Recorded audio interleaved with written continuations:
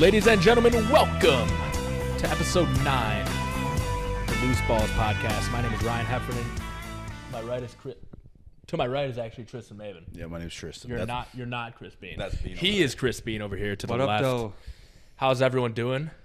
Episode 9, almost double digits. Cannot wait to reach that milestone for us. We got a lot to talk about today, including college basketball. Got the conference championships coming up.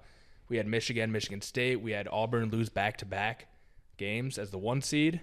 Duke moves to the number 1. And a ton of trades happened, like DK Metcalf to the Steelers. Tunzel from the Texans goes to the Commanders. And also a lot of free agent extensions like Myles Garrett and Max Crosby. And there's a ton of free agent movement, like the Lions getting a cornerback after losing Carlton Davis. There's a ton that changed the NFL landscape. And at the end, we're going to be talking about some Stephen A. LeBron. Get everyone's opinions on that. And, yeah, if you guys aren't following us yet, follow us on TikTok and X at LooseBallsPod1. Thank you guys for listening. Please give us a review if you like it. Follow us, whatever. YouTube, TikTok, we got it all. Like and subscribe. And Bean, take it away. All right, like I've just mentioned, a lot of trades, extensions, and now it's the first day of legal tampering, which is you can agree to sign a contract in the NFL, and if you can officially sign starting Wednesday. So a lot has been happening today, and but we'll go back to last week where 3 extensions.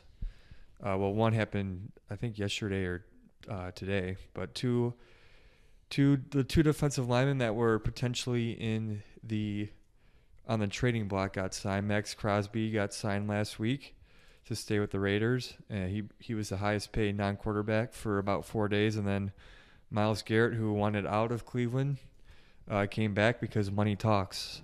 So he is re-signed for $43 million per year for the next 4 years. And then Josh Allen got paid $250 million guaranteed. So he's now the highest paid player in league history for guarantee money. So, boys, what'd you think? You want me to go first? After you. Well, I'm not going to lie. I was kind of shocked that Myles Garrett was going back to Cleveland. It seemed like he really wanted to get out of that losing franchise. I mean, we all know what the Browns have done these last couple years, as in signed Deshaun Watson to that crazy deal after all the things that happened with the massage stuff, and obviously that didn't turn out too good. So no one sees a future with that team. I mean, I can't see them competing in a very long time. Although they do have a good coach of the year, Kevin Stefanski. But yeah, Myles Garrett's obviously a great player, and I did wish he was going to be on the Lions. I know Bean disagreed, and I don't know about you, Maven, but either way, I did not disagree with that. I would have loved Myles Garrett. You said, look what the Eagles did, and they were building from the draft. Yeah. So that's just because I said that doesn't mean anyone would love to have Myles Garrett. Right. You did not say that to me. Yes, I did. You just like I said weeks ago, you just choose what you want to hear. I'll pull up the text. I think, Bean, what you said was that it wasn't worth giving. The juice wasn't worth the squeeze. Yeah, correct. You did say that. I did. That doesn't mean So I that don't doesn't want mean him. he doesn't want Myles Garrett. It means like I would love Myles Garrett, but it wouldn't be worth what it would take to give up. That's what I meant. No, you didn't. You just said I didn't want him. Yeah, No. That's true. Well, I'm saying you didn't want him for that price tag. Yeah, I didn't want to. Correct. I didn't want to trade for that, but Yeah, that's what I meant. That doesn't mean I didn't want him. I did. Well, want obviously everyone wants Myles Garrett. him. And What did you think? I meant for free? No, no, obviously not. I just didn't want to give up more than 2 first rounds, which And I would. Clear. That's why I said you would disagree. I clearly no one else wanted to do. That's why and obviously the Browns always said that they didn't want him. They didn't want to trade him in the first place, so they gave him that much money. But I'm not sure how many teams would have wanted to give up that much. Evidently nobody, because nobody traded for him. I wonder how many offers that they got. I'm not sure they got many.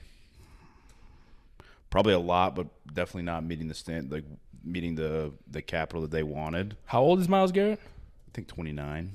Yeah, he's in the middle. Yeah, of he's his prime. 29. Good job. On the dot. Bingo. Me and him are boys. You know, I'm interested to see, like, they probably had a lot of teams come up to them during the combine, and then obviously called them after and before. But they probably were not entertaining the idea. If they probably set the market super high, so they obviously they never wanted to trade him in the first place. So good on them though. They signed him for what they had to do, and shout out Max Crosby for resetting the market. But yeah, clearly a lot of teams weren't going to go for their asking price. Yeah. I mean, Myles Garrett's one heck of a player, that's for sure. And so is Max Crosby.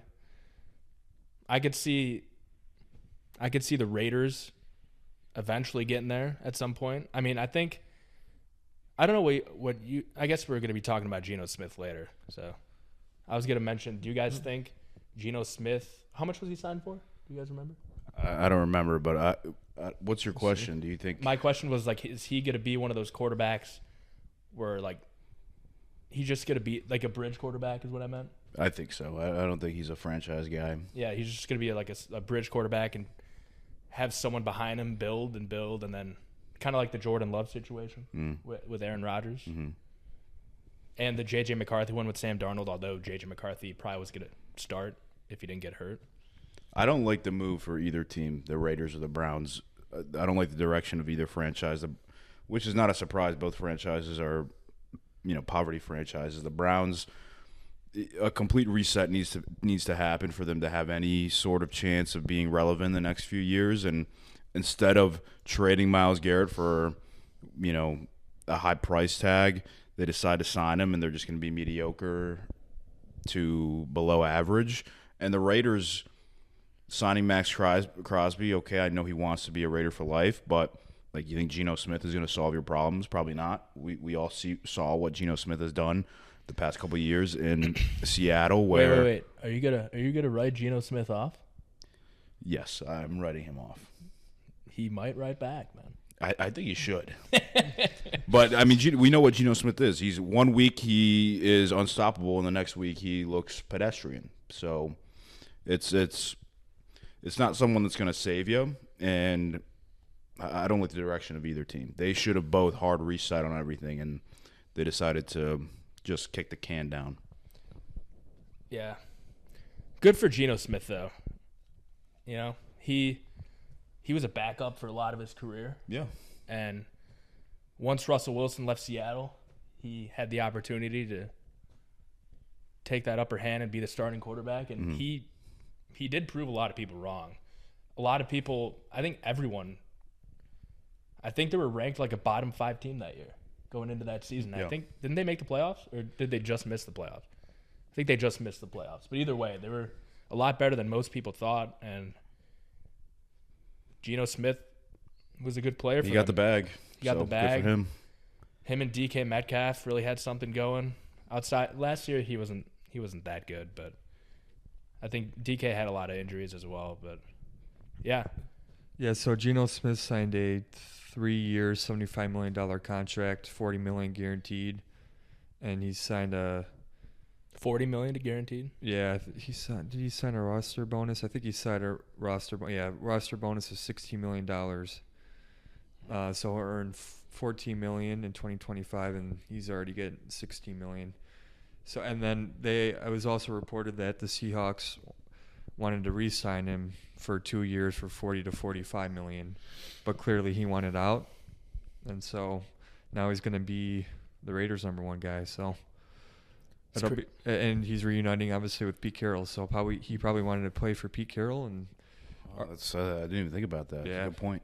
And I mean, he's been 9-8 the last 3 years, but he got hurt last year at the end of the season, but obviously his best years were under Pete, so he probably wanted to go there. So he turned down the monies to try and find the success he had the last 2 years. I forgot. That's a good point. I didn't even think about Pete Carroll and Geno Smith until you just said that, man. Yeah, that's true. So, like, where do the Raiders go from here? I think they got what pick did they have in the draft? They have let me look it up real quick. They have the 6th pick in the NFL draft.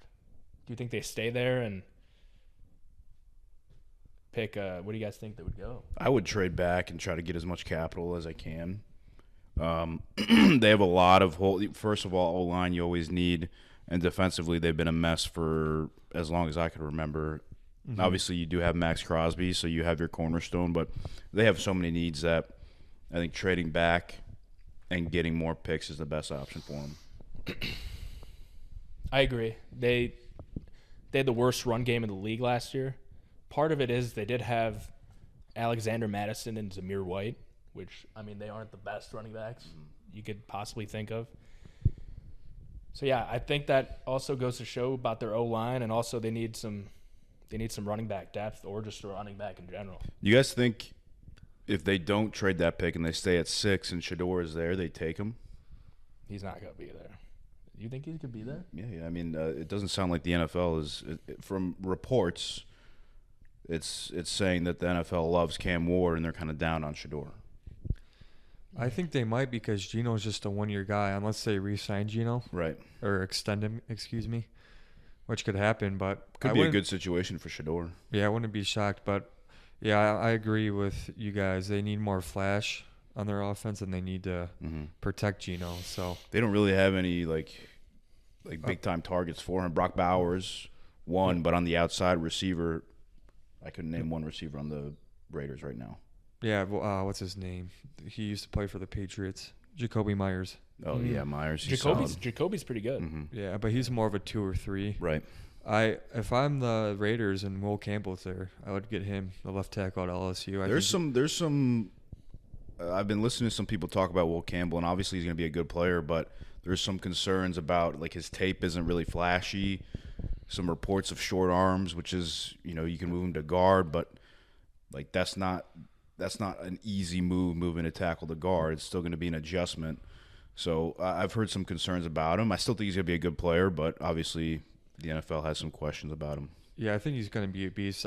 Offensive line, you don't need to be flashy. You just got to protect the quarterback and your running back. I'm looking at the Raiders depth chart right now because I was intrigued outside of Jacoby Myers who their wide receivers were. Give me some names. Their wide receiver 2 is Trey Tucker. Who? Wide receiver 3 is DJ Turner. Who? But what I found funny is Desmond Ridder is their 4th string quarterback when he was the starting quarterback for the Falcons the year before. He should move to wide receiver. He should move to something. Yeah, not quarterback. He's not going to get another snap. I'll tell you that much. Quarterback. So, tell the people your Desmond Ridder story from 2 years ago. Me? Yeah. Do I have a Desmond Ridder? Oh, are you talking about when I was at the game? Yeah. Was there a story? You just said that how's this guy a starting quarterback? And two months later, he was not the starting quarterback anymore. Yeah, I think that game was week 3 of the NFL season. I went there with my dad and my sister. I forgot the final score. I think it was I don't think the Lions had a great offensive day that game, but I just remember Desmond Ridder looked, oh my gosh. I always get upset for like the Lions home games because it always seems like, how you play like one AFC division and one NFC North division, and 2 of them are home, 2 of them are away. It always seems like outside the Bills game this year that the 2 home games are always the 2 worst teams in that specific division. So, like, I'm always seeing the worst 2 teams from each division at home. Yeah, but you get to see an easy win. I get to see an easy win, but I'd prefer to beat, like, the Bills, like, go to that game, Like, for example, next year we play the AFC West and Kansas City and – yeah, there's not a bad game on the schedule next year. Our road schedule's insane next year. Absolutely insane. So, it's hard to win, and it's going to be even harder next year. Speaking of the Lions, they made some moves. I was just about to say, what do you think of the moves today, boys? Love DJ Reed. The contract, I believe, was around $12 million a year. It's yeah. Those were the reports saying the Lions were looking for a cornerback for around $12 million. Sad to see Carlton Davis go, but he got paid, I think, $20 million from the Patriots. Yeah, he got paid 3 years, $60 million, and Reed got paid 3 years, $48 million, which I think 36 is guaranteed. So yeah, the $12 million, like you said. So they got the corner they wanted at the price they wanted. I love the move. I love DJ Reed. I think he's a big time player, and it gives a chance for a guy like Ennis Rankstraw to prove himself and maybe earn his way to a starting role. And you still have the guy who got Amik, who got hurt in the playoff game, who played really well down the stretch while Carlton was out. So love the move there for us. And I think the Lions they have great management. So yeah, Holmes I trust. What I loved about that move was how quickly Carlton Davis got signed in the morning, and then by just after noon they had the DJ Reed announcement. So they knew what they were doing. Obviously, DJ Reed is on the same level as Carlton, and they saved a little bit more money, which is huge. So Brad Holmes made another big move, and there's more to come from there. What else did you, what was your thoughts on the DJ Reed move? Yeah, so the Jets had one of the best defenses in the NFL, not last year, but the year before. Mm-hmm. Yep. And all of a sudden they get new coaches and all that stuff, like Robert Saleh. So, and then last year, obviously, they didn't have a great year. I know they had a ton of penalties, including Sauce. But I was looking at the stats someone posted on Twitter of the stats between Carlton Davis and DJ Reed, and they're very similar. Very similar players, I guess. And they're the same age. They're both 28 years old. So, I mean, I don't watch too many Jets games. I mean, I watch whatever games are on TV and Red Zone. So I'm not, focusing on DJ Reed. So I can't give, he's a great pick. He's a great pickup. But I do know that Carlton Davis got a lot more than DJ Reed, and I'm pretty happy with what DJ Reed's contract is from what I know of what a player he is. So I think it's a good move. What I thought was interesting, too, Carlton Davis went to the Patriots. Obviously, Aaron Glenn coached him last year. Now he goes to his rival. Mm-hmm. And then one of the corners that was on the Jets last year is now going to the team he just came from. So I was like, not that he's getting screwed, but that those two things kind of correlated. It seems like the Jets are going to do what the Lions did in 2021 when Campbell came. They're just going to get young, see who they have, and just build from there. So it's funny, too, that they drafted Justin Fields. Or they signed him for 2 years, which it's crazy, too. Like, is getting $20 million a year, $15 million guaranteed for the next 2 years. The cap went up to $24 million a year, so now you're starting to see these guys get NBA contracts, which is obviously good for the players, good for the league, and it's definitely interesting. What else big moves stood out to you? Well, just last thing on the Lions. Any other moves you guys want to see from the Lions in free agency? I want to see them defensive front. Another guard too would be great. I think they can draft another guard, because I think if you re-sign Zeitler, then draft another guard like they did in Mahogany last year, and then you can have him be a backup, and Glasgow can be a backup this year too. And then obviously I want them to not draft, but sign another D end, and then obviously draft whoever the best guys available in the first round, whether it be D end, D tackle, or I wouldn't mind a linebacker, so someone on the front seven. Agree with everything being just said. I think you can never have enough offensive line depth, and we do have some guys that are getting up there in age.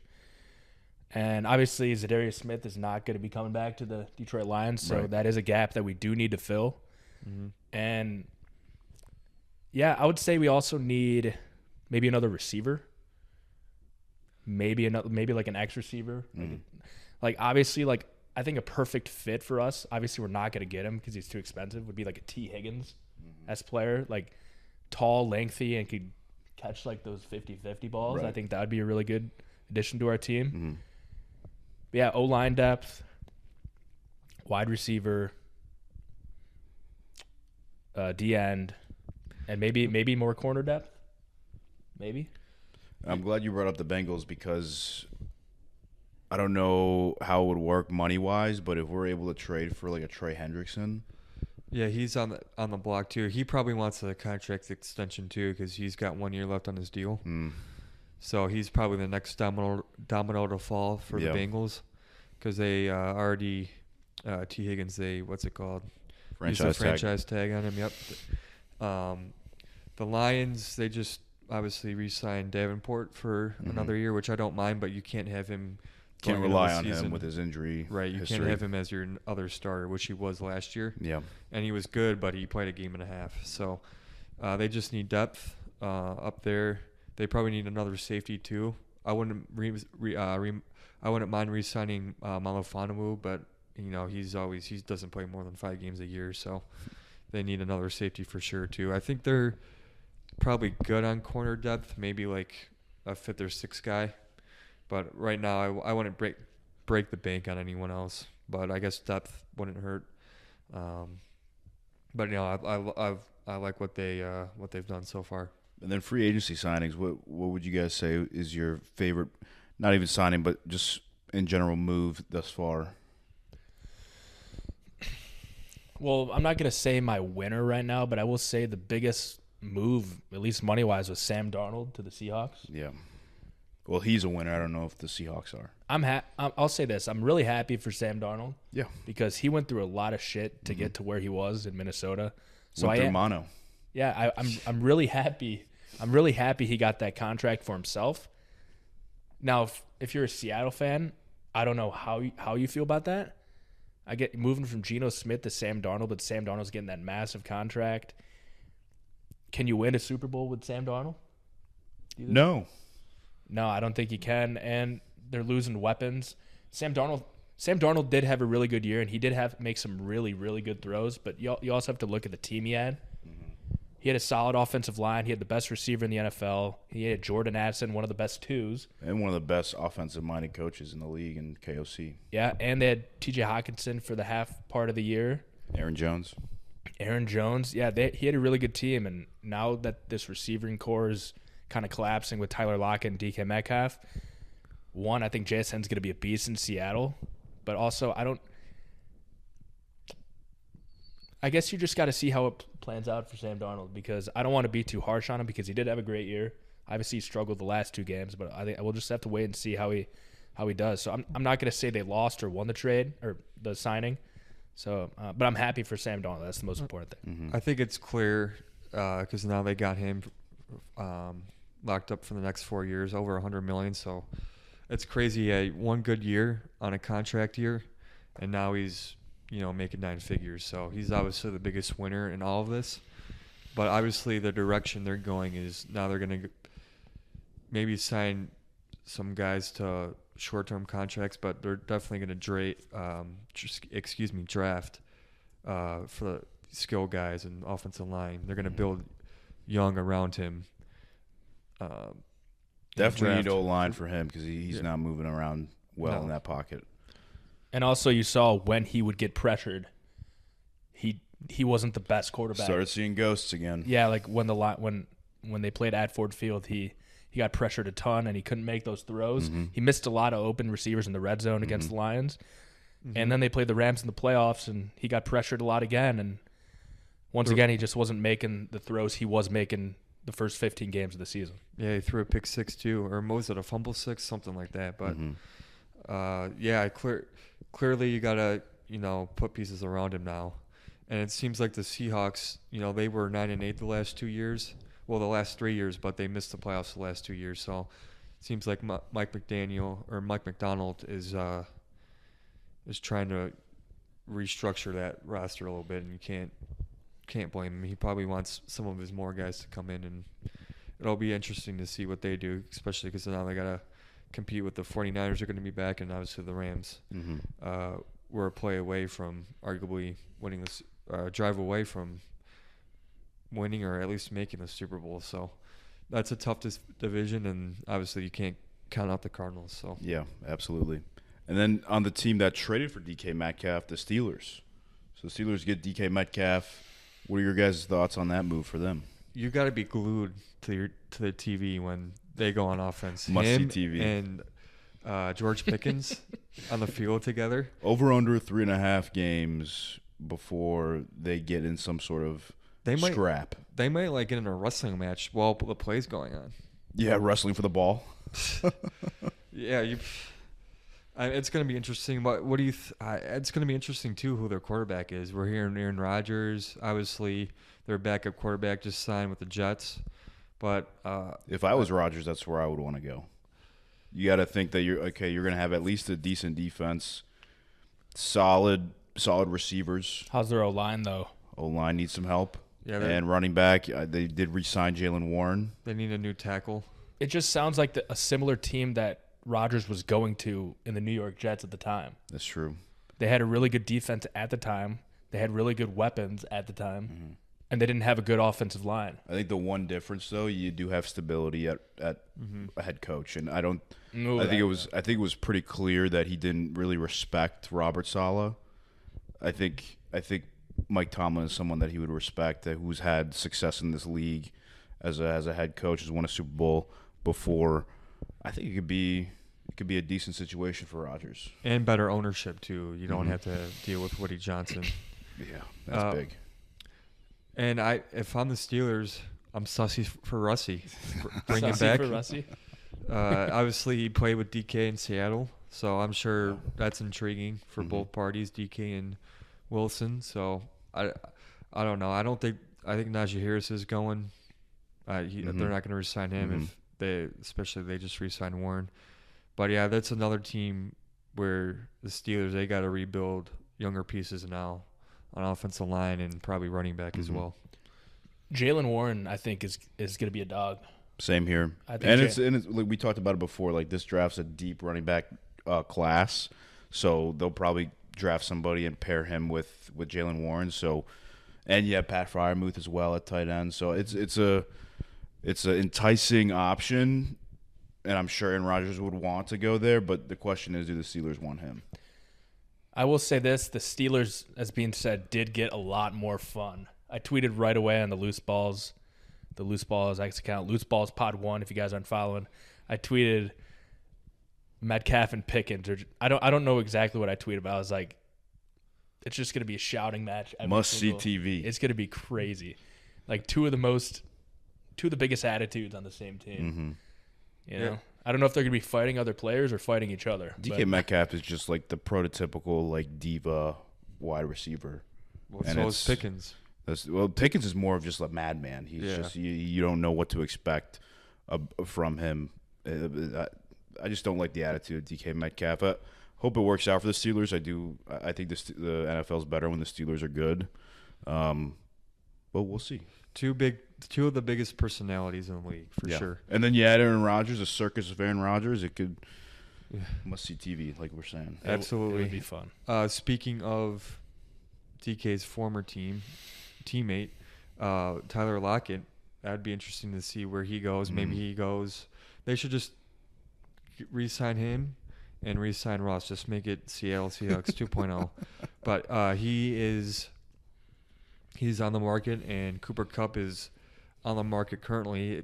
The Rams just said they're going to release him if they don't find a trade partner. So where do you think those two wide receivers from the NFC West end up? I would like one of the two to go to the Patriots, and the Patriots need help on. They got to help out Drake May. They got to get him some receivers, and I think bringing in a veteran guy would be great. Who's been think about it. Tyler Lockett's been around. Russell Wilson, Super Bowl champion. Cooper Kupp been around. Matt Stafford won a Super Bowl. So getting a guy who's been around great quarterbacks, I think would be great for his development. What about you, Ryan? I'm looking at an article right now, and it's showing the top 3 teams that are most likely to get Tyler Lockett: Kansas City Chiefs, Raiders, and Steelers. I don't know. I mean, he is getting up there in age, but I do know for a fact that he has one of the craziest stats of all time, and I forgot the exact stat. I can't pull it up off the top of my head. But he averaged like 8 catches a game or something. And he averaged getting tackled like once a game. Like he would always be one of those receivers who would just save his body and just get on the floor because he knows, as a wide receiver you're going to be getting tackled a lot. So like if you could help it, try to save your body. Right. I'll try to find the stat, but yeah, I mean, I don't know how good he is now. I do know he's getting older, and he was the third option in Seattle. But I mean, I'm excited to see where he ends up. Mm-hmm. I'm sure if he goes to Kansas City, he'll somehow be a god. Definitely. Yeah. Where do you think Cooper Kupp goes, Maven?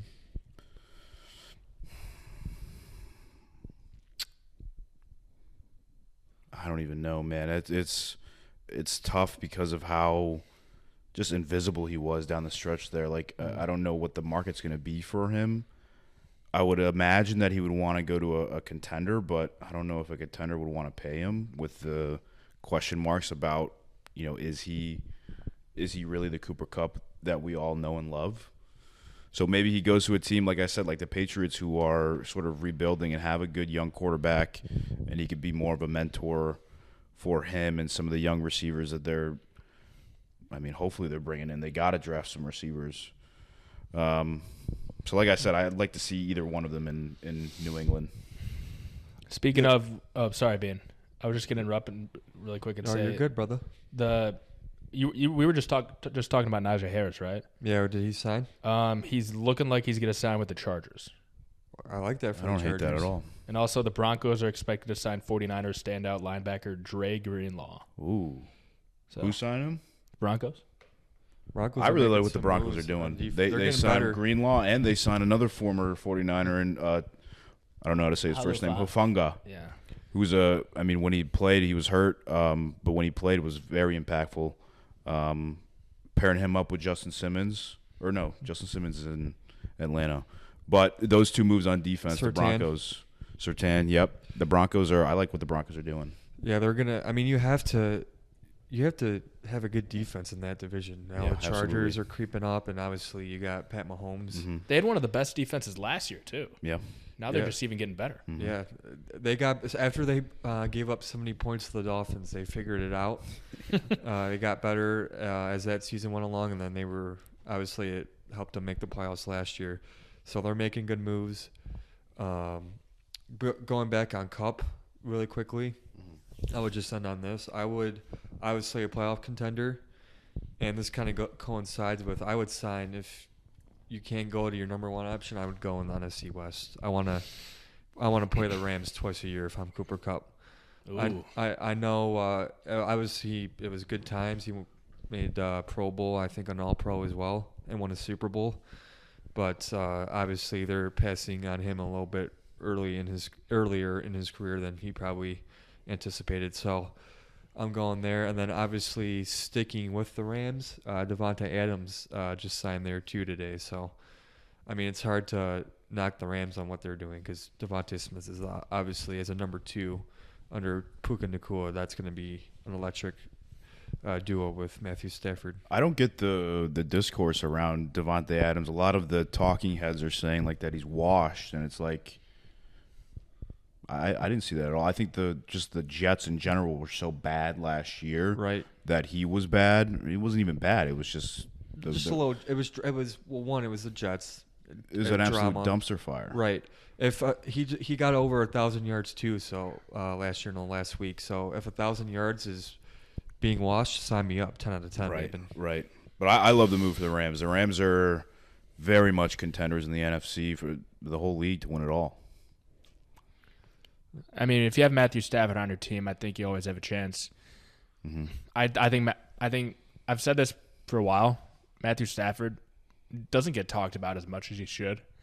I think he's one of the best quarterbacks in the NFL. I think he's a top 6 guy right now. Mm-hmm. Mm-hmm. I mean, behind that like big 4. I mean, if I'm missing anyone, let me know. But I'm thinking Mahomes, Allen, Lamar, and Burrow. Behind them, he's up there with anyone. Maybe Herbert and then Stafford. I'd put Herbert. I think Stafford's better than Herbert right now.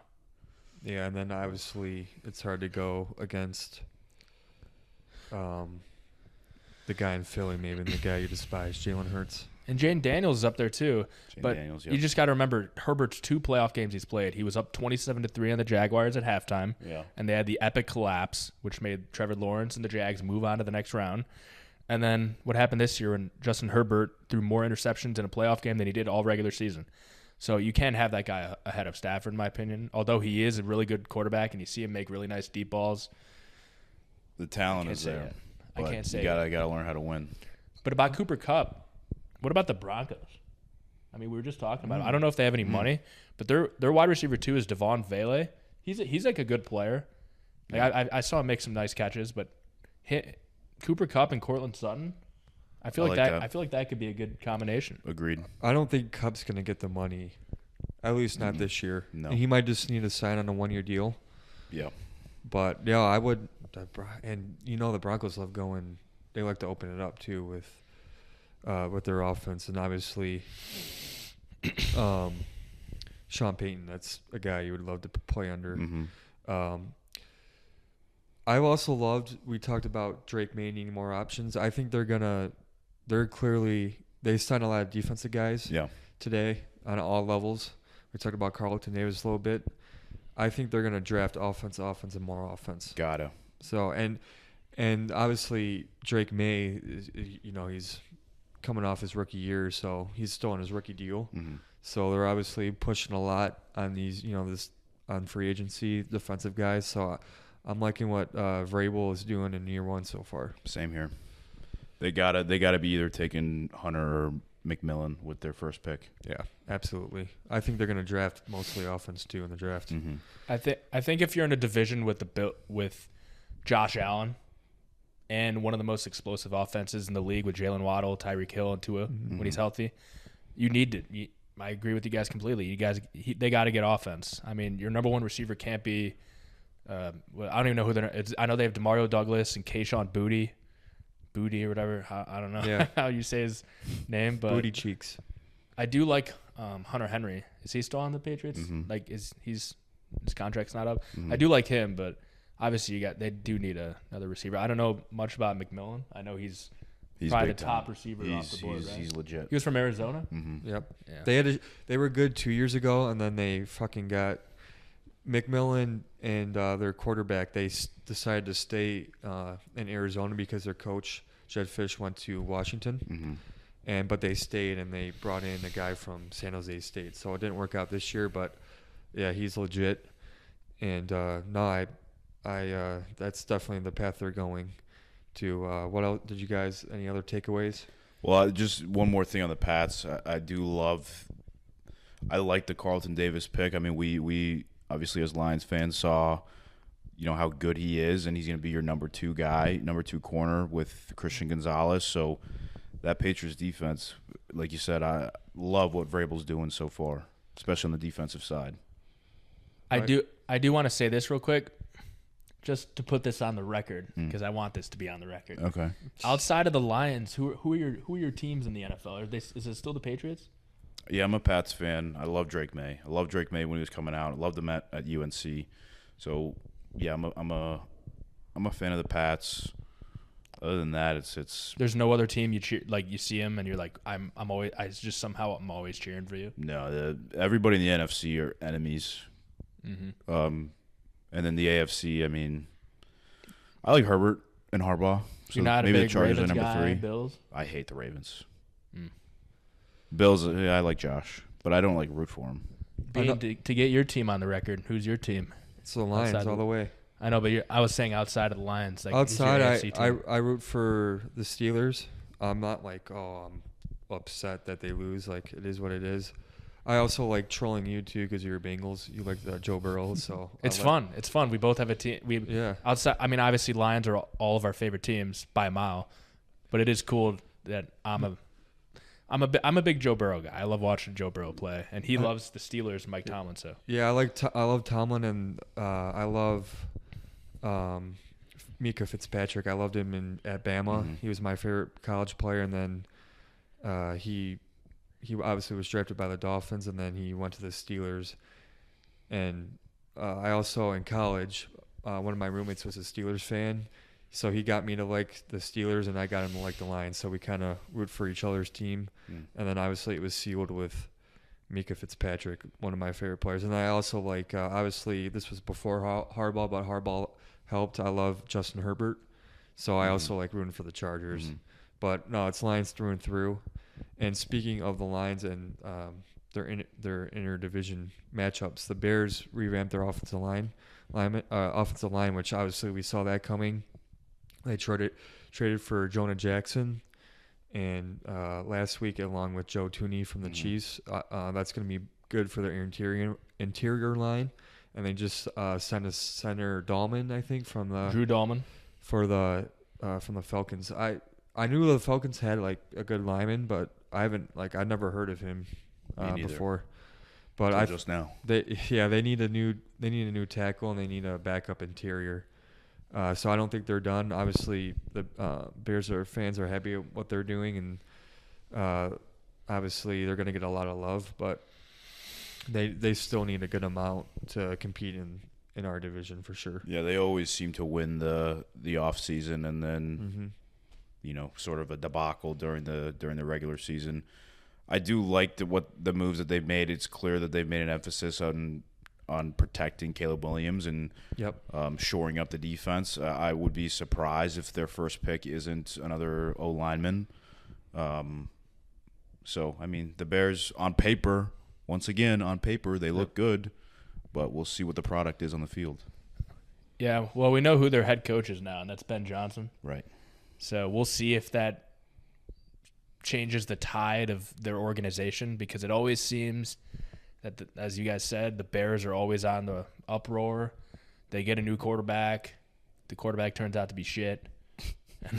And then they get a new quarterback. They hype him up. Turns out to be rinse shit. and repeat. It's just rinse and repeat. But I do think, I mean, I hate to say it. I'm just trying to be non-biased.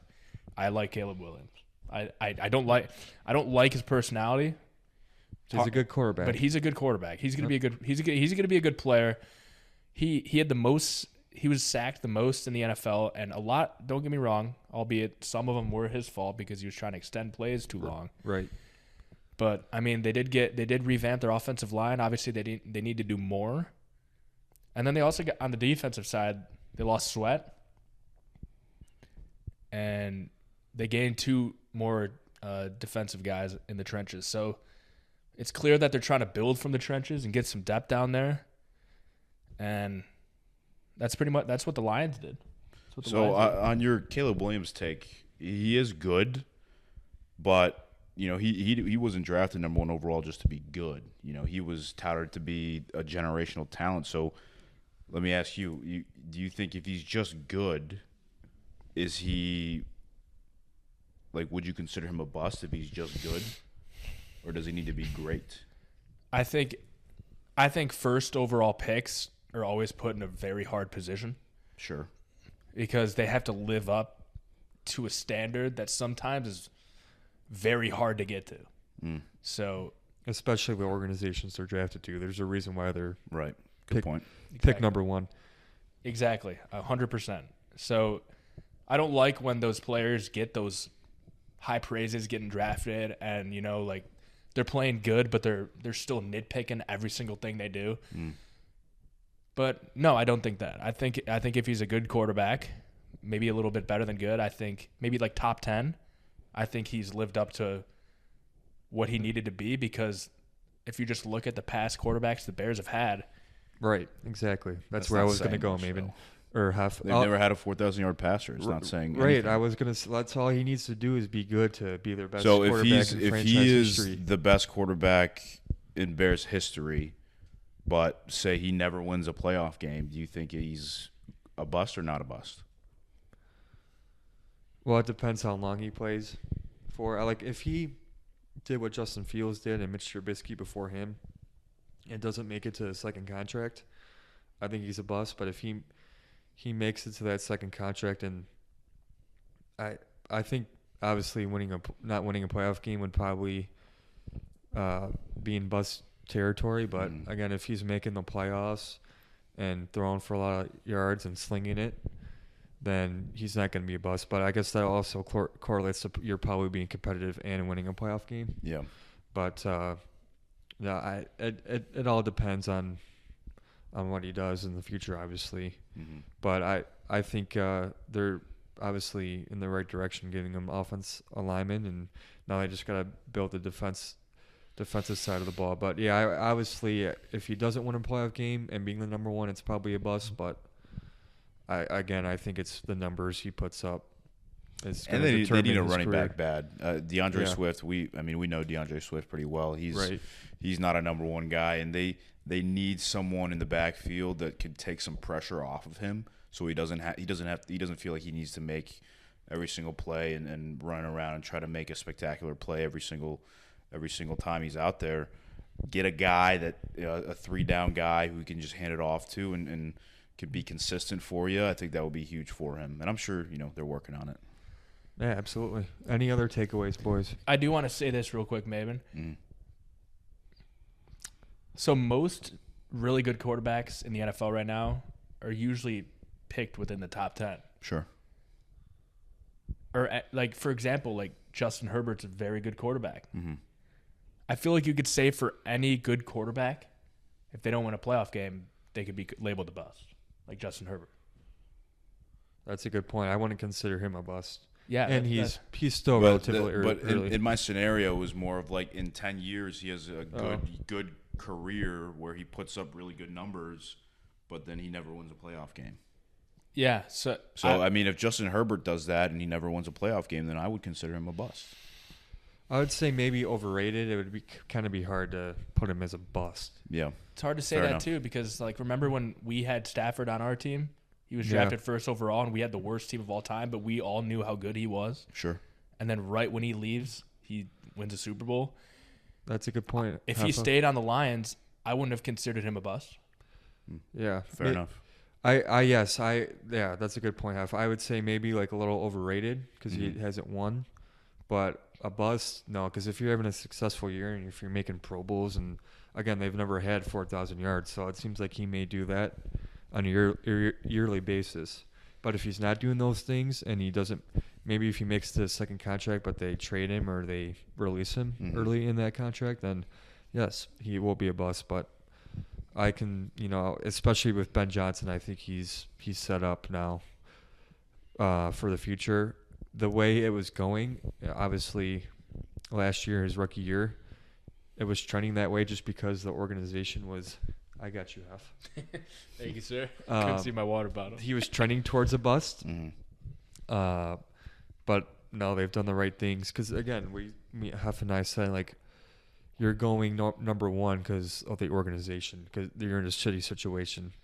But now it seems like they're riding the ship a little bit, and they've done well in free agency and the trade. And they just got to continue that, and I don't see him being a bust in the future. And the only thing I would say, like, great points, and the only thing I would say the difference between Caleb Williams and guys like Justin Herbert or Matt Stafford, even, who was the number one overall pick, Caleb Williams came into the league being touted as this generational talent, like a guy who you would think a generational talent is going to not only win playoff games but win championships. So are the expectations fair? Maybe not, but everybody sees the talent. Everybody has these expectations, and I think if you don't live up to your expectations, then, in my opinion, he'd be a bust. I'm gonna give a bold take right now. I don't know if it could be bold. Okay. I think the Lions are gonna win the division. That's not a bold take. Love it.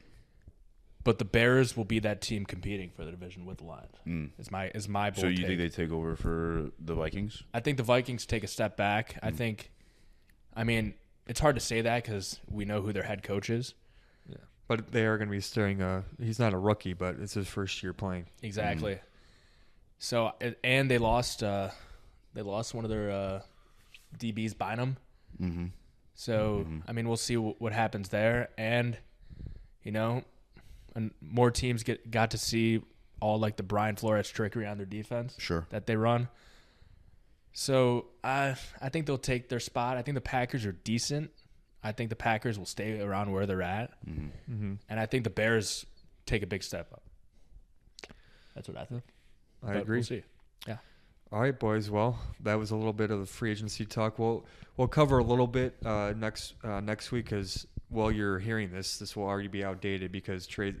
I mean, we talked about Najee Harris. That happened while we were talking about him. So Right. We'll cover a little bit next week. Obviously, we're gonna the brackets comes out next week. It is Selection Sunday. This Sunday, so we're excited to fill out our bracket. Mhm. But we'll talk about the rest of free agency next week, and then we'll also talk about. I didn't say this to you, but I was saving it for the pod. Happy Players Week. So yeah, exactly. Wow. Your eyes just lit up. That's why I saved it for in person. Wow. Good thing you told me that because I've been balls deep in college basketball and all these NFL offseason transactions, so I didn't even think about that. But that's something I'm looking forward to this weekend. That's for sure. We'll recap it a little bit. Obviously, we're gonna be our eyes are gonna be glued to Happy Champ Week, by the way, boys. Mm-hmm. But we'll recap those two events. But moving on, I mean, it's the story of the Cinderellas right now. Maybe Pepperdine, Yep. the 9 seed in the WAC, Yep. is they got a sweet guard, Mo Odom. I'm excited for you guys to check him out tonight. He's like averaging like 20 and 11 or whatever it is. Big game against St. Mary's tonight, right? Yep, they play St. Mary's, and if they win that, they'll play Gonzaga or the Dons, San Francisco. But right now we have another Cinderella, Delaware, 15-19. They were 12-19 coming into the tournament. They're about to make the championship in the CAA, whatever the CAA is. They're bringing number 1 seed Towson. So it's electric. Yep. This is this is the best week because you get teams like Delaware and Pepperdine, Mm-hmm. who didn't do shit in the regular season, but they're fighting for their lives because the seniors, this is their last time on the big stage. Right. And then we also saw a couple buzzer beaters.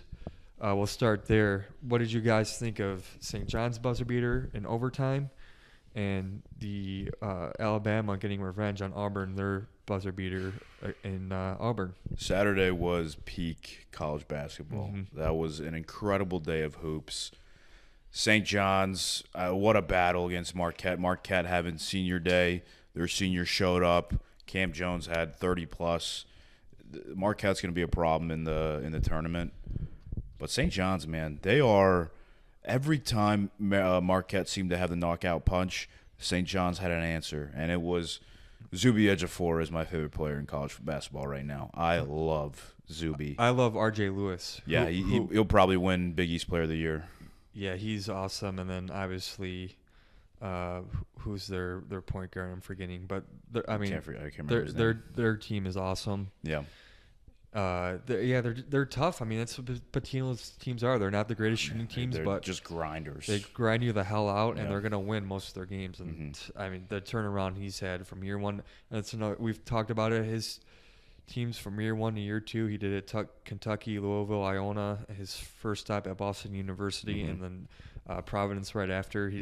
It's remarkable, and they're a Final Four contender for sure. One thing I do agree with you, Mabin. One of my bosses is a Marquette fan, and he hasn't been happy for what he's seen. But I do think they have a run in them. I think Shaka Smart's a hell of a coach, but they got a Gold, their center. He cannot be taking the last shot. That guy, keep him away from the ball on offense. He is a certified bum. Yeah. Cam Jones. Scotty, is it Scotty or Stevie Mitchell? Stevie Mitchell and Joplin. They're very good. They're the leaders of the team. But I do see, because they made a second weekend trip last year. Obviously, they flamed out against NC State, but I think they're a threat for sure. And then don't count out UConn. That's true. You can't. This is my big takeaway too. Is UConn might be an 8 or 9 seed. Creighton, also in the Big East, might be an 8 or 9 seed. They got Kalkbrenner, who's a terrific defensive center and obviously goes to work down low in the post, and then Ashworth.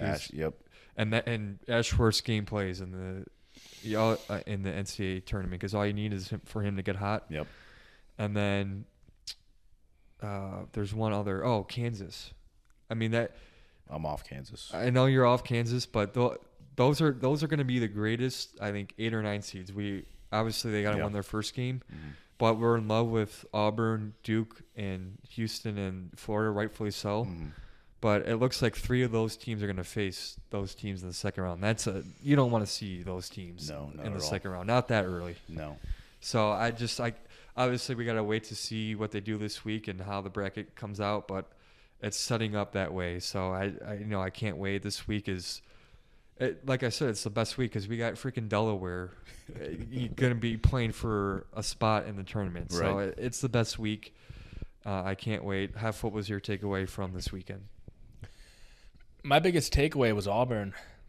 They lost back-to-back games against Texas A&M and Alabama. One quick thing on the Texas A&M game. Yeah. They just clinched outright in Texas A&M, and it was at Texas A&M. Texas A&M was really fighting for their season. I know they're going to make the tournament, but they have lost 4 in a row, so they were really trying to pull things together. So that was a trap game for Auburn all the way. But obviously you want to play a little bit stronger than that, but I think they'll make up for it this week at the SEC tournament. Yeah. So it just shocked me because, I do know Auburn or Alabama's a really good team. They got Sears and company, but Auburn coming off of a loss at home, losing to Alabama on senior day. That shocked me a little bit. It was a great game. It was probably one of my favorite games I've watched this season. And the biggest takeaway for me, there's 2 things. Grant Nelson's a beast. That guy's a baller. When he is playing at his potential, Bama is tough to beat. He was a big reason why they made the Final Four last year, him and Sears. And then he had a game, ironically, he's from like North Dakota or South Dakota. North Dakota State. Yeah, and they went to, was it North Dakota? They literally went to North Dakota and played, and he dropped like a 40 piece on them. But he just hasn't really repeated that. Yeah, he's inconsistent for sure. But yeah, when he's on Alabama, he's gonna have to be on in the tournament for them to make a run. Because again, I wouldn't be surprised if they have an early exit, just because of their defense. But again, when he's on, they can beat anyone. Right. But and Phylon too. Love Phylon's game. That guy's a beast, bro. Yeah. Another big takeaway for me was Sears only had 9 points. Yeah. And he had that buzzer beater. Everyone else, their offense was moving around, man. I loved watching that game. Like everyone was playing unselfishly. Everyone was getting a touch on the offense. It was so fun to watch. Alabama's a good team. I was watching a few games before them earlier. I forgot who they were playing, but they did not look as good as they did in that game. And another piece for Auburn that I really like is Tahad Pettiford. Yep. He was banging threes against Texas A&M, and then he was banging threes again today or on the weekend against Alabama. He's a really good bench piece that I've noticed. And yeah, Maben brought him up a couple weeks ago. I think when we were talking about the first time they played, he's very good. And then obviously what cost them too is Baker Mazzara getting ejected. That was a huge loss, and that part of the reason why I'm not too concerned about Auburn. One, you knew that Bama wanted that one after losing on their home court earlier this season. Rivalry game, it was at Auburn, but you knew that Bama was going to give their best effort. Right. And losing CBM, in the second half, who's such an important piece of that team. Like, he's an energy guy. He's a good ball player as well, but he's really the heartbeat. Janai Broom's the number 1 guy on that team, clearly, but Chad Baker Mazzara is like the heartbeat of that team. So losing him, just a dumb move by him. Not needed. They were losing by 7 at that point, and they did step up, the rest of the team. But obviously having him for a complete game is, better than not having him. So. Right. Yeah. No, like you said, Bama was going to go for revenge, and I was, especially against A&M, there was maybe they took their foot off the gas a little bit, and that's going to be great. Bruce Pearl, obviously you want to win, but that's going to be put a fire under him. Yeah. And, he's going to love that because he's going to motivate his guys, and it's going to start this week. And even if they have an early exit this week, because obviously SEC is a crapshoot. Yeah. And, that's what made them so impressive, because they did where there was it 15-1 or 17-1 or whatever before they lost the 2 games this week. But even if they have an early exit, that's just going to motivate them even more Right. for the big dance, because you can't have a slip up obviously in the tournament. So no, I that was an awesome game. We should bring up the Michigan and MSU game. I said last week on last week's pod, if Michigan played the way they did last week against Illinois, and even in their 2 previous games against Nebraska and Rutgers, that they were going to lose to Maryland and MSU. And sure enough, that happened. Their guard play is getting worse and worse every game, which, I mean, it's remarkable. And they can't make a 3. I didn't know this stat. They're 17th in the just Big Ten play alone, so not including out of conference. They're 17th in 3-point shooting. Yikes. And so with There's the what, amount 18 teams in the Big Ten? So with the amount of turnovers that they have, and they can't make an outside shot, obviously Vlad Golden is awesome. He had, 30 in that game? 29, yeah, just about, and they still lost by 17. I want to get your guys' thoughts on the end of the game, because which is ridiculous. Like, the MSU-Michigan rivalry, it's become so immature. Yeah. It on both sides, football, on both, like MSU and Michigan, both sides, in football and basketball. The last 2 games at Michigan in football in 2022 and 2024, the tunnel incident, and then obviously the last kneel down when Michigan won in the fall. There was a brawl on the field, and then obviously this game where Kaysen and Fat Brooks, what a name, by the way, were standing on MSU's logo while MSU was obviously doing their tradition, kissing half court, which is an awesome tradition, by the way. It is. This rivalry has just gone, like, you can't expect anything less at this point, which is sad. But I want to get your thoughts on the takeaway and what Dusty May said after in his press conference. Petty stuff. And I saw a tweet that I loved, and it was like they should have showed that sort of fight during the game instead of after the game. Exactly. If you don't want them kissing mid-court, then go win the game. Or just wait, or just have it competitive where they can't do that. They have to do it after. Right. It's just petty stuff. I didn't hear what Dusty May said. What did he say? So he said after the fact that, like, they are great, they deserve to do that, but he said, like, he didn't know that was a tradition. It's like, one, you were at Indiana, you were a team manager, and 2, Zapala, who that's who they prevented it. The Zapala was about to go kiss midcourt, and then shout out Trey Holloman for sticking up for his guys, his teammates. Zapala was the second guy to go kiss the floor. Frankie Fither was the first guy, and then it was going to go Zapala, and then it was going to go Akins. So they knew what they were doing. Like, I didn't know we can stay at half court.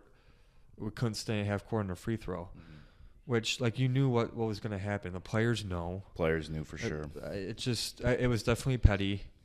I said after the game, like, it's just like Dusty May not knowing the circumstances of this rivalry, not knowing what MSU does. Like, you're never going to beat Izzo if you're treating it like this. Right.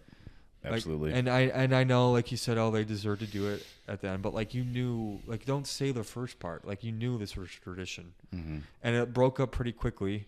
And I love that. Did you see after that Izzo got Holloman to kiss the midcourt and when they had raised the banner? Though. Yeah, obviously it's a senior tradition, and he's still got one more year. But he's like, Holloman, come here. Like, you deserve this. So that was pretty cool. I actually saw a lot of photos. Shout out my boss. His son's a team manager on MSU, so he was sending a lot of cool pictures. He had the net around his neck and the little piece of the net in his hat, so that was cool. And then he got to take pictures with Holloman and Jace Richardson with a trophy after, which was really cool. But Jace Richardson, he's a beast. He's a problem. Yeah, absolutely. I would love to see him at MSU for another year, but I would be surprised if he comes back. Draft stock's up and up. But he can be a top 5. I know he's potential lottery pick. and his stock's going up even more. And look, if they win, that'd be great. Like, he should go. But if they don't, he should come back. He should. I would be shocked. Now, if they win the whole thing, I wouldn't be shocked if he goes. But if they don't, and even if they make a deep run, even if it's a championship game and they lose, I would be shocked if he doesn't stay. Just because his dad was on the only team that Izzo has won a national championship with. So I think he's going to stay. But you haven't said your thoughts on the Dusty May and Michigan's childish act at the end of the game. Yeah, Michigan sucks. They deserve all the backlash they've gotten. I don't. You know, as you said, a lot of people like don't really know the magnitude of this rivalry because like, how many of these players were on the team last year? Yeah, for Michigan, like how many, like all these guys are new, even the head coach. So like none of these guys really have any clue what this rivalry is actually like. And yeah, Dusty May, that was a pretty immature thing to say. He was like, yeah, like they deserved the right to rub our noses in it. Kind of just like giving him some passive aggressive bullshit comment. Yeah, it was lame. Yeah. They deserve to do whatever the fuck. They could have pulled their pants down and started fucking the court. They could have done whatever the fuck they wanted to do.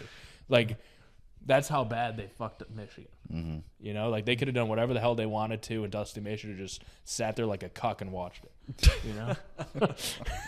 So those are my thoughts on it, plain and simple. Michigan, I do like Dusty May as a head coach. I think he's going to be great for Michigan.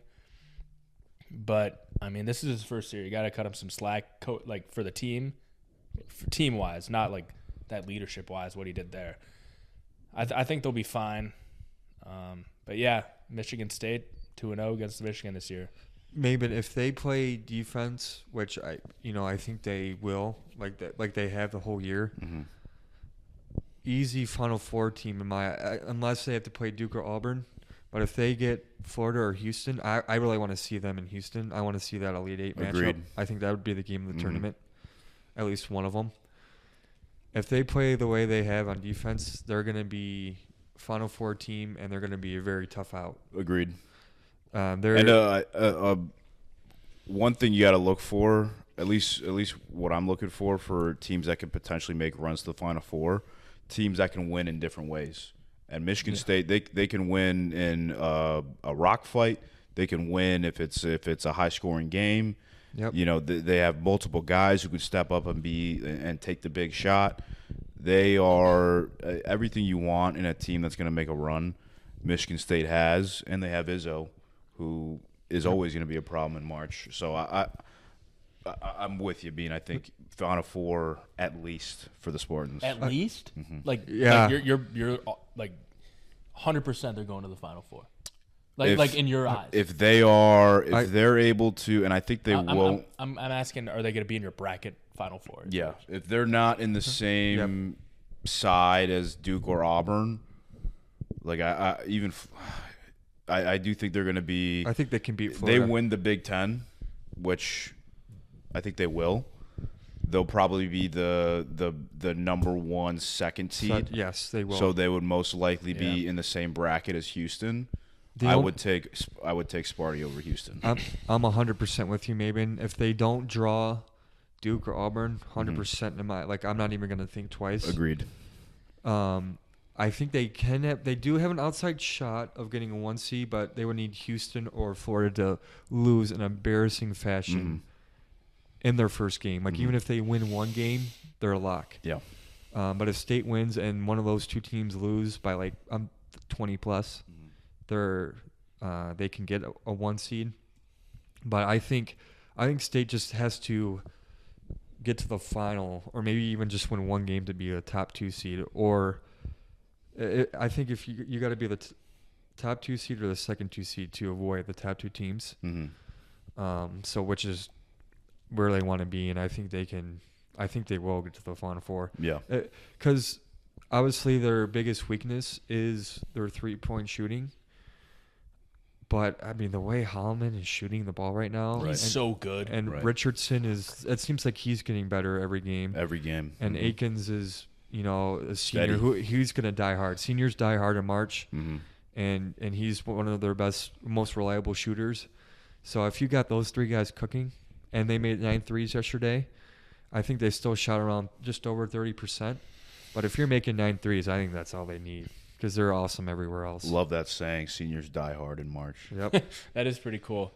And even if they don't make their threes, I don't know what their stat is in the Big Ten on offensive rebounds, but every time I watch them, it seems like they get so many offensive rebounds. Kohler's the man. Yeah, Kohler's the man. He's hard to box out, hard to get a body on him, man. He's a beast. That's like another reason why I would love to see them against Houston. They're very similar teams. Yeah. Two great coaches. They both hit the glass hard. Yep, 2 great coaches, great guard play, very physical inside. There was one other thing I was gonna say, but I forgot. But they kicked ass, and Michigan. It looks like they're gonna have to play Purdue, or if they don't play Purdue, maybe they're gonna play your sleeper in the Big Ten tournament, Rutgers. Rutgers has to win 2 games to get to Michigan, but I know that I want to see those freshmen go far, maybe. So. Michigan could easily lose 4 in a row, and they're a 5 seed right now, but they might be a 6 seed come. Yeah, they're limping into the tournament. Yeah. How about that BYU Iowa State game? Oh yeah, the midweek double OT. That game was great. BYU not so much, but they were a sleeper heading in to Champ Week. They're one of the best offensive teams in the country. Yeah, that white boy, was it Richie Saunders? Richie Saunders, bro. Dude, he didn't even shoot that well, 4 for 12, but he was 13 for 13 from the line. My biggest takeaway is Joshua Jefferson. That guy was a beast. He made that. I don't know if it was regulation or OT. He made that tying bucket in the paint, and he just plays hard. He's a good player. I don't know.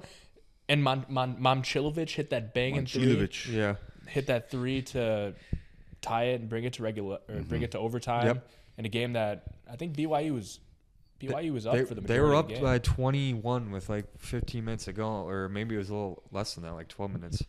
Iowa State flipped a switch, but yeah, credit to BYU. Them playing hard. They're getting hot at the right time. And then we've talked Houston. I watched the end of their game with Baylor. They made it interesting too. It's like with Houston, they seem to go flat on offense at certain points of the game, and they were doing well, but it seemed like they were at 63 forever. They hit a dry spell at the end of the game, but obviously their defense is good enough to get the win, and they had a decent amount. I think they were up by like 7 or 9 points. So, but that's the one thing where I think MSU is a great matchup for them. And then just one other thing on the BYU game. Iowa State is sort of a team that's being forgotten. They can make some noise in March as well. They have great guards. Like you said, Momcilovic, I think, is a good player as well.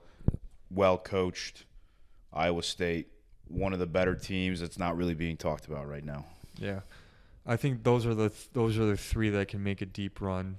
Oh, and Texas Tech too. I like that Anderson. He can shoot the lights out. But it's going to be interesting. I love Iowa State. Yeah, same here. And then one more team I want to talk about, the Blue Devils, the number 1 team in the country now. Yep.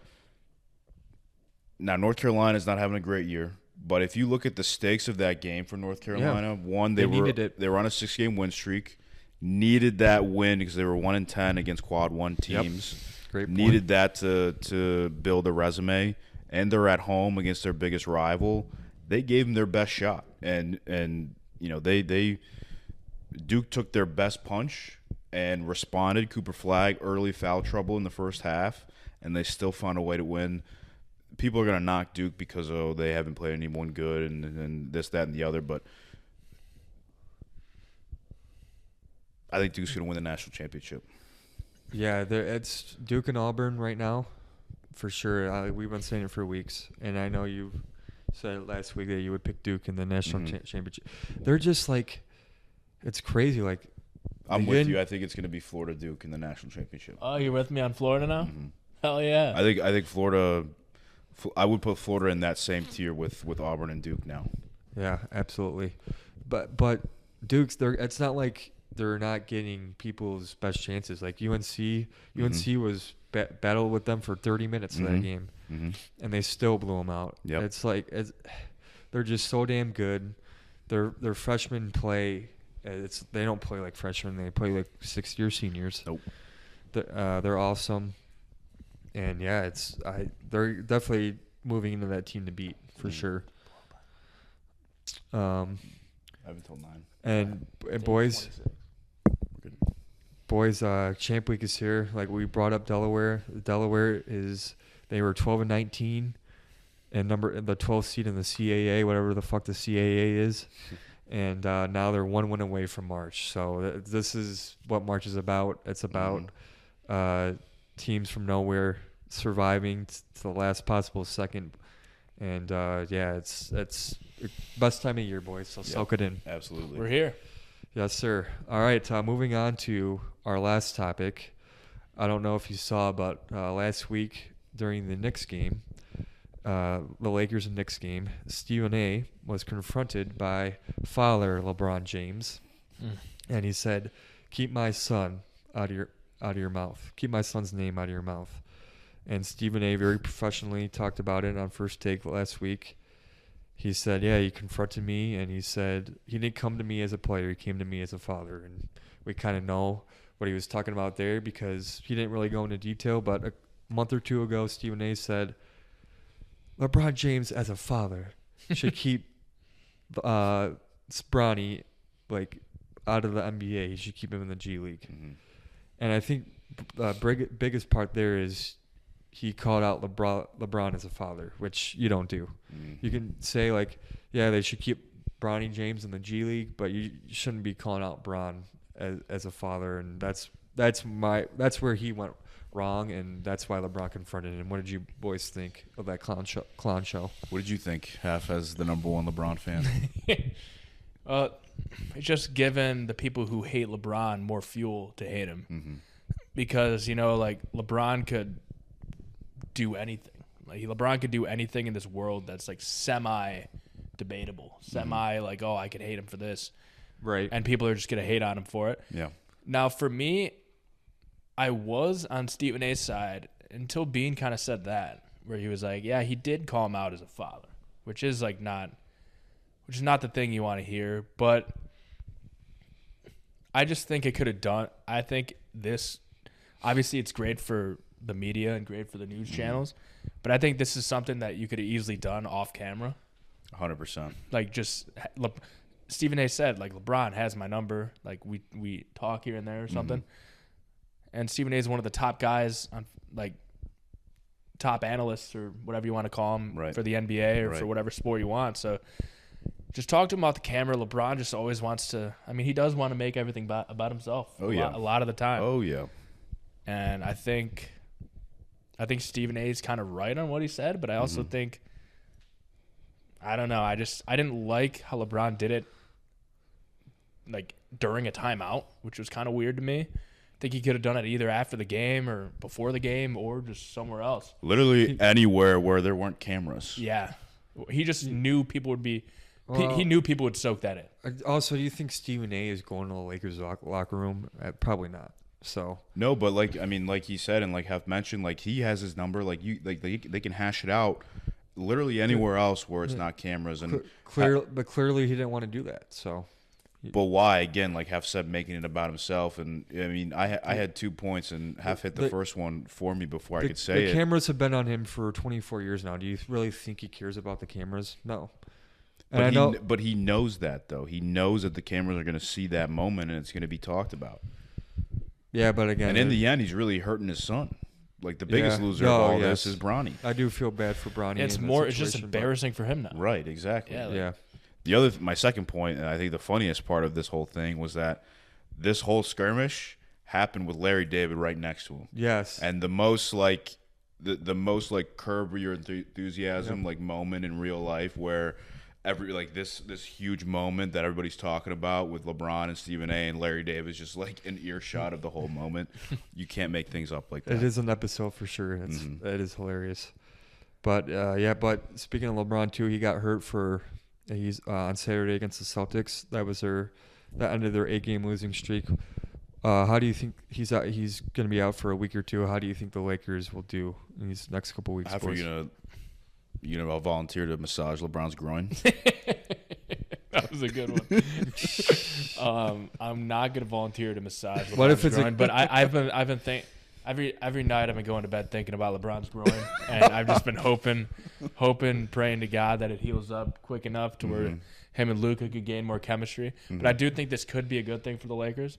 I think Luka's got to get going. Definitely. Like the game against the Celtics, sure he had like 30+ points, but if you watch that game, if you have eyeballs, he didn't play that well. Al Horford was locking his ass up. That guy should be in a nursing home in 10 years.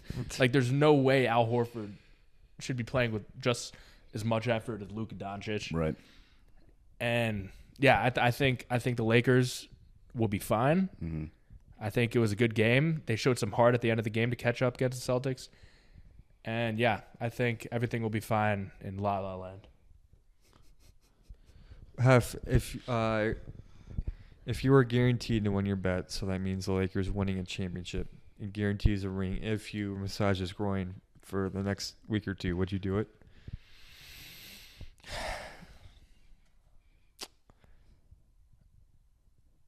If 16 grand's a lot of money. I would do it. Yeah, I think any sane man would. Yeah, I mean, and he might pay me for doing it too, so I might get more on top of it. A lot of guys would line up for that opportunity. Yeah, I mean, not many people could say that they massage LeBron's groin. Right. And I could say I've done that, and I can imagine telling your kids that story. I know our friend Pat Abraham would be lining up right away to massage his groin. He's probably already at his house right now. Pat would do anything just to be by his little an boo-boo arm's bear. length near Anthony Edwards or LeBron James. He's the ultimate glazer. Facts. Well, speaking of people, we will have him on in a month to defend those criticisms you just had of him. Maybe it's not a criticism, but to defend himself. People say the Lake Show, but Pat calls it the Glaze Show. Yeah, so that was the big news in the NBA this week. Oh, and Jokic 2020 game. I watched the second half, just incredible. He should win MVP. Then again, Shea did have a nice game against the Nuggets and got the win there. They're playing right now too. Again, they are. Yeah. We'll see, but I mean, Jokic is. You said it in our group chat, Bean. He's at least a top 25 player right now of all time. Yep. The skies. He could end up being a top 10 player easily, especially if he wins another championship. But it's a joy to watch him play basketball. Yeah. So I bookmarked this. Opta Stats, they tweeted this out. Nikola Jokic had a triple-double in each half of that game on Friday against the Suns. If you haven't seen it, the Nuggets won 149-141. Your boy Christian Brown hit a three with 1.4 seconds left in regulation, and then KD, beautiful play to KD, cross court to D-Book. KD hit a three in the corner to send it into overtime. So it allowed Jokic, and he was 2 assists away from getting a 30-20-20 game, the first ever in NBA history. He ended up getting like 4 in a row like that. But he, in the first 26-30, because there was 53 minutes played with the overtime, 26-30, first 26-30, he had 13 points, 10 rebounds, 11 assists. The last 26-30, he had 18 points, 11 rebounds, 11 assists. So in both halves of those games, he had a triple-double. That's just how incredible he is. Different. He's a beast. I thought you guys were being generous when I asked Bean that question. I think he's higher up than top 25. Yeah, 25 is being conservative. I think it's fair because he has 1 ring right now, and he's gonna get more than 1 ring. I could almost guarantee that. So I think he's top 20, and I think 1 more ring, and I think he can. He's unstoppable. He is. He's he's unstoppable. No one can guard him. Put anyone around him, he's gonna get him easy shots. Right. He's gonna get him easy buckets, and you can't guard him shooting the ball either because he's behind his catapults head. Just like catapults in the air and it somehow goes in. Like I don't understand. I don't understand how you guard him. Mm-hmm. Teams really don't know how to guard him. And I'm intrigued to see come playoff time who they match up with. And I'm just excited for, well, right now it's March Madness season, but I'm also so excited for the NBA playoffs. Yeah, it's going to be great. Is that it? Yeah, it's exciting times. Mm-hmm. It's March, baby. Yes, sir. I think that about wraps it up. That about wraps it up for episode 9, ladies and gentlemen. Mm-hmm. My name is Ryan Heffernan, Tristan Mabin, Christopher Bean. Another great episode. If you guys tuned in the whole time, thank you very much. Appreciate it. Remember to follow us on our TikTok and X account. Our X account is where we post our Apple Podcasts and Spotify. Loose Balls Pod 1 is the handle. And we also have the visual podcast on YouTube. And we're going to be posting YouTube shorts and TikToks daily. So if you guys enjoy that, please like them, follow us, subscribe. Thank you guys for listening, and peace out. Deuces. And one last thing I want to end on this note. Andy Isaac, the World of Isaac, if you do not know who that is, just passed away. He was from the great state of Michigan, and he was battled cancer for the last 15 or 20 years. And he is the exact opposite of what you would think social media is. He was always very positive, shared his story. He was 45, and like I said, the last 15 to 20 years, he was battling cancer, and you would never know it because he was just always upbeat, gracious, big, obviously Detroit sports fan, and an MSU fan. So obviously MSU gave him a championship this weekend. So very all the Detroit sports teams shouted him out on their social media. I didn't really. I knew the World of Isaac, like I've always seen tweets from it, but like I didn't know his story until he's posted a couple weeks ago that he kind of went south on him, and he was probably going to die soon. So obviously very sad, and I wish I would have followed him. I didn't know his story, so, but yeah, just very sad, and it was cool to. What all the teams did for him. And Big Gretch made March 8th Fatter Day. Yeah, hashtag Fatter Day. That was his hashtag. So just very sad story overall, but it just reminds you that be nice to everyone because you don't know what they're going through, and he was going through 15 years of hell, and you wouldn't even have known that at least. Right. So I've heard great stories. I never knew him personally, but obviously, he was one of us. Loved Detroit sports and loved talking about him. So very sad. Yep. In honor of him, fuck the Bears. R.I.P. Yep. Fuck the Bears and fuck cancer. Yep. Peace and love. Andy, this outro's for you. Da-na-na-na-na.